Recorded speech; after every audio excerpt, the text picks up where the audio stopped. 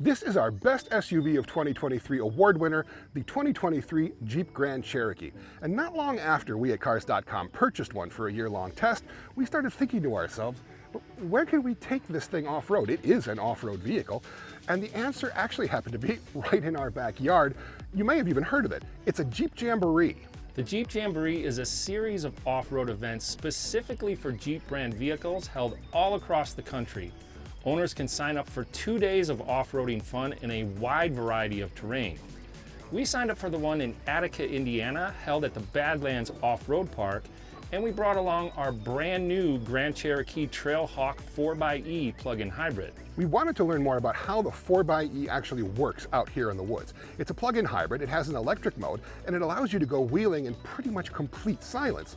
So we brought along a second 4xe as well, a 2023 Jeep Wrangler Rubicon 20th anniversary 4xe to test against the Grand Cherokee.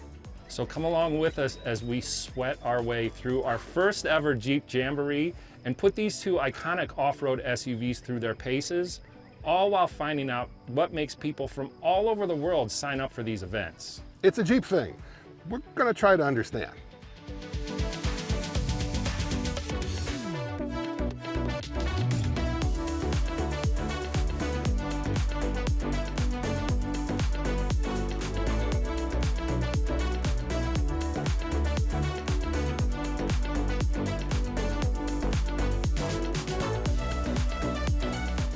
It's a Jeep loyalty program, and what we do is we bring Jeep owners together.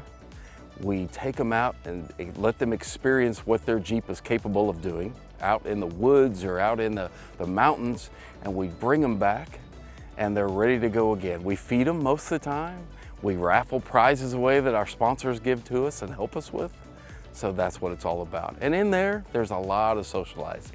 I've been aware of the Jeep Jamboree for quite some time, and we just had not gotten the opportunity. And since we're in the Jeep family now, we thought we'd come to it. We're in Chicago, so this was kind of the closest one to us. Yeah, we've had a great time. You know, gained confidence through the day of what I could do with the Jeep, and of course, I figured out if keep it in low and keep it in first, and just take your foot off the accelerator, it just kind of does its own thing. We have several different Jamborees, and they're all different ratings. Okay, so the Badlands Jamboree that we're attending right now, that we're doing right here, it's on the scale, a little bit lower scale of difficulty. So if for someone that's a little more cautious and nervous and hesitant to take their Jeep off-road, this is a great place. Now, someone that is more experienced and wants more of a challenge, the Rubicon is the place to be.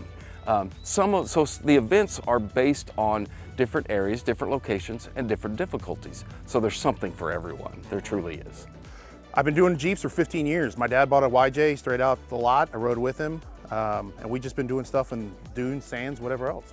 And that's the lifestyle. I love coming out here, enjoying it, and getting through it, and meeting all these great people. You know, we meet a lot of cool friends, and really the Badlands gets to offer a little bit of every kind of terrain you want to get into. A little bit of mud, a little bit of woods, a little bit of rocks, sands. I mean, it's a good taste of everything.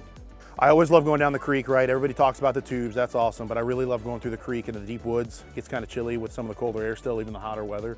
But yeah, it's a lot of fun. It's a great way to meet people. It's also a great way to find places to go out wheeling. You know, if it's an area you're not familiar with, you can go on one of these jamborees and learn the park, learn the trails, and make a good decision whether you want to come back and do it again without the jamboree. I have yet to experience, let's put it that way, I've yet to experience a mean Jeep owner. They're all nice, they're all social people, they all have a servant attitude. Everybody's willing to help one another. I try and keep expectations low, so I didn't really have that many other than just getting to be off-road and having a good time, and definitely have done that. The trails are actually harder than I was expecting for the group I picked, but it's been really good because it expanded my comfort zone. They haven't been too hard. It's just more than a newbie like me was like, oh geez, should I step into this? But peer pressure and a little bit of ego, I was like, well, I gotta try it, so. You come out to one of these things and it's just infectious. The camaraderie out here, there's so many people and there's not a stranger amongst them. It's going pretty well. I mean, everything's been really well organized. The people are nice, very encouraging, and you know, no one ever makes you feel stupid when you have a question, which is nice since it is our first time being out. Actually, this was everything we had hoped it would be.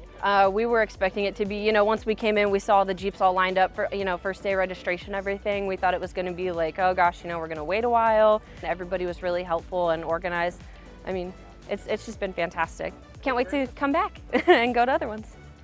So, is a Jeep Jamboree worth attending? Well, if all this sounds like great fun to you, then yes, absolutely. Simply getting access to primo off-road terrain with things like permits and land use fees taken care of for you is a big plus. And if you add up what 2 full days of activities would cost at, say, a typical amusement park, it becomes clear a Jeep Jamboree is a decent value. You'll likely be surprised, even amazed at what your Jeep is capable of doing off-road, and you're almost certain to make new friends in the process. And if you'd like to see more content from Cars.com, make sure you hit that like, subscribe, and tap that notifications button to be updated on all the latest adventures that we have.